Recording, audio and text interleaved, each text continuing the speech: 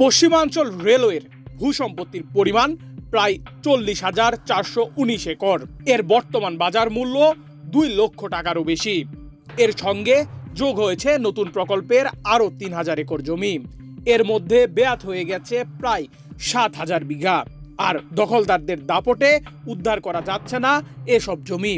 এছাড়া রেলের পরিত্যক্ত ও অব্যবহৃত প্রায় 12,900 একর জমি স্বল্প ও দীর্ঘমেয়াদী ইজারা দেওয়া আছে। পশ্চিমাঞ্চল রেলওয়ে সূত্রে জানা গেছে, এই অঞ্চল জুড়ে রেলওয়ের জমি সবচেয়ে বেশি দখল হয়েছে 8টি জেলায়। এর মধ্যে সৈয়দপুরে 2,500 বিঘা, সিরাজগঞ্জে 2,000 বিঘা, রাজশাহীতে 1,500 বিঘা, রাজবাড়ীতে 2,000 বিঘা, লালমনিরহাটে 2,500 বিঘা, চুয়াডাঙ্গা, ঈশ্বরদী, পাকশীতেও 1,000 বিঘা করে জমি বেদখল হয়ে আছে। এছাড়া সান্তার জংশন, বগুড়া, খুলনা, কুষ্টিয়া, গোয়ালন্দ ঘাট, ফরিদপুরের ভাঙা, যশোর ও গাইবান্ধার বোনারপাড়া ও ফুলছড়ি ঘাট, দিনাজপুরের পার্বতীপুর এলাকায় বিপুল পরিমাণের রেলভূমি বেহাত হয়ে আছে। রেলের ভূসম্পত্তি বিভাগের তথ্য মতে 1923 সালে নির্মিত 25.84 কিলোমিটার দীর্ঘ রাজশাহী গোদাবাড়ি সেকশনের রেল লাইনটি 1965 সালে ভারত পাকিস্তান যুদ্ধের পরপরই বন্ধ করা হয়। এ সেকশনে রেলের মোট জমির পরিমাণ 720 একর, যার বর্তমান বাজার মূল্য প্রায় 2,000 কোটি টাকা। বিপুল পরিমাণে জমির 1 ছটাকও রেলের হাতে নেই, পুরোটাই বেদখলে। আইন না থাকলেও এসব জমি একের পর এক হচ্ছে হাতবদল। বিভিন্ন কারণে সান্তার রেলওয়ের 106 বিঘা জমি প্রায় পরিত্যক্ত অবস্থায় চলে গেছে। এর মধ্যে 50 ভাগ আবার বেদখলে গেছে।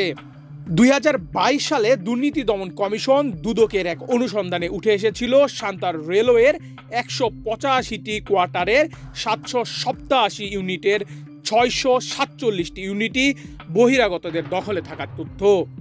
একইভাবে পশ্চিমাঞ্চল জুড়ে রেলওয়ের হাজার হাজার কোটি টাকার সম্পত্তি বেদখল হয়ে গেছে। এসব জমি উদ্ধারে রেল কোনো পদক্ষেপ নিচ্ছে না। আবার সৈয়দপুর পৌরসভার যোগসাজশে রেলওয়ের বিপুল পরিমাণ জমি দখল করে রাখা হয়েছে।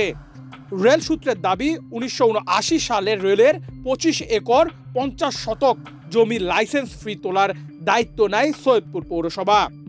চুক্তি অনুযায়ী লাইসেন্সের ফির অংশ পৌরসভা ও রেলের মধ্যে সমানভাবে বণ্টন হওয়ার কথা ছিল। প্রথম বছর রেলকে কিছু রাজস্ব দিলেও পৌরসভা পরে আর কোনো টাকা দেয়নি।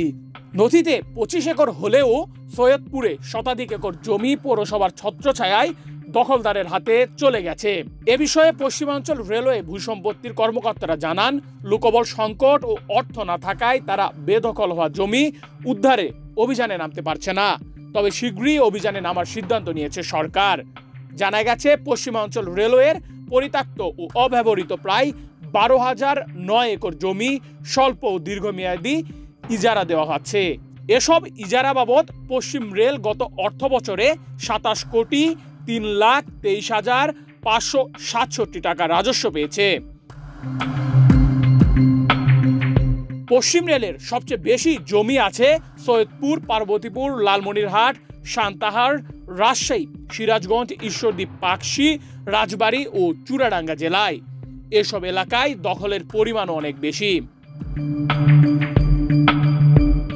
নেহাল আহমেদ প্রান্ত, বাংলাদেশ প্রতিদিন।